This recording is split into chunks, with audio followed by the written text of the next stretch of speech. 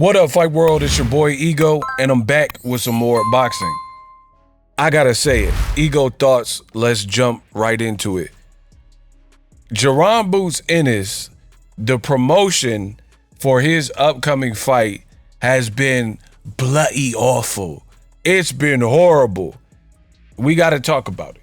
So I was just thinking, man, Jaron Boots Ennis, when he first signed with Eddie Hearn, I had a bunch of questions. I was the first to question that partnership. He was working with Steven Espinoza. He was working with on PBC cards, Showtime cards. And I feel like Jaron Ennis' star power was definitely growing. He was becoming kind of like an urban legend, if you will, where just like people before him, like Errol Spence Jr., had a very similar path where Errol started out on the undercards and he was just making this name for himself, and people were really checking for him like, okay, what's this kid about? That's kind of what Jaron Boots Ennis had with Steven Espinoza and Showtime, right? And to this date, my favorite performance from him is the Roman Villa fight, because Villa was like a Terminator and he was constantly pressing and coming forward. He was unbeaten. He had just beaten Rashidi Ellis. So he had a bit of momentum. And Jaron Ennis, he was doing some Matrix type stuff. Fast forward to the future, he signs and does a deal with Rematch Room and Eddie Hearn. And I immediately questioned it. And now, a year or two later, I'm still questioning it. Mind you, Jaron Ennis also re-upped with Eddie Hearn. And this, to me, is what is wrong with this younger generation. This young generation, in my opinion, is rather lazy. They would rather do a shortcut. Like even on YouTube. I've been on YouTube for 15 plus years, right? And now you'll see people turn to these fake YouTube gurus, and the YouTube guru is like, do this, do this, do this. People are looking for the shortcut to get the viewership, right? How can I get 10,000 subscribers quickly? They're not worried about, hey, I want to take this serious and I want to be here for the long haul and I want to be a long time content creator. They're just worried kind of about the here and now and the metrics. I'm telling you, if that's what you're worried about on YouTube, you will probably fail.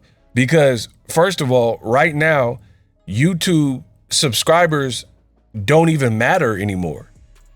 And I can explain. The reason subscribers don't really matter is because you have people with 1 million subscribers, but they're not sending the video to everybody that subscribes to them, right?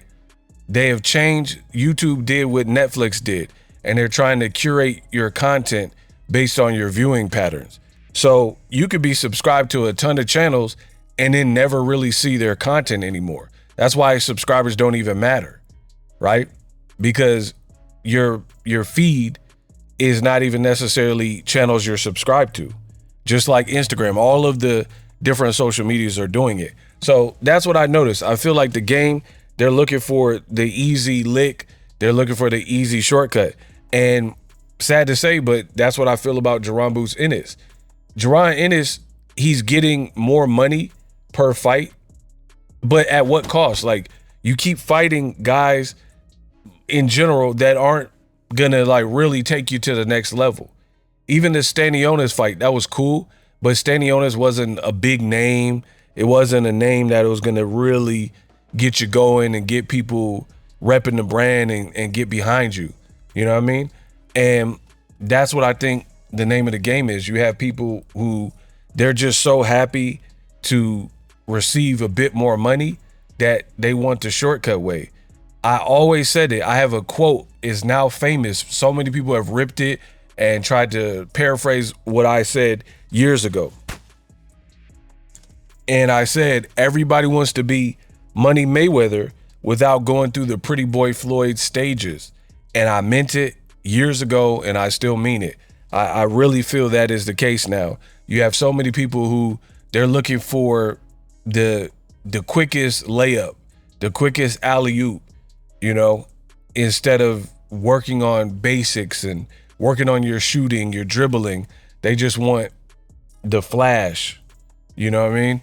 Whether it be a layup or a dunk, they just want the easiest points possible, you know what I mean? But you gotta, like basketball, we'll say, for example, it's much more than just being good here and now. Like, you gotta take care of your body.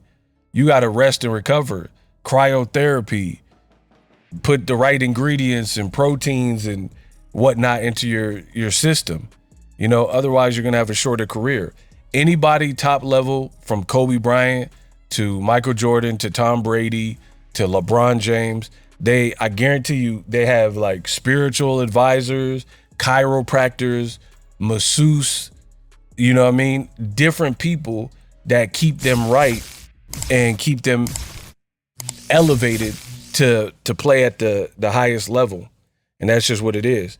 But I feel like, again, a lot of this new generation, they're looking for the quickest come up. You know what I mean? That's why you see some of these prank channels and whatnot. They'll do anything crude to try to get some viewership.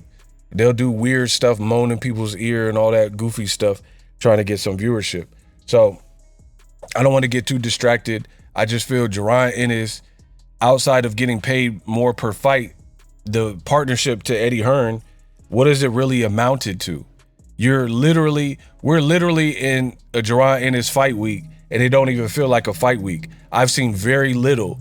And the worst part about it, if you think about it, is a person like Lima Beans or whatever that he's fighting, nobody even knows who he is. Remember, Turkey was doing all them commercials, and DAZN and stuff was doing like trailers for these Better Biev Bivol fights.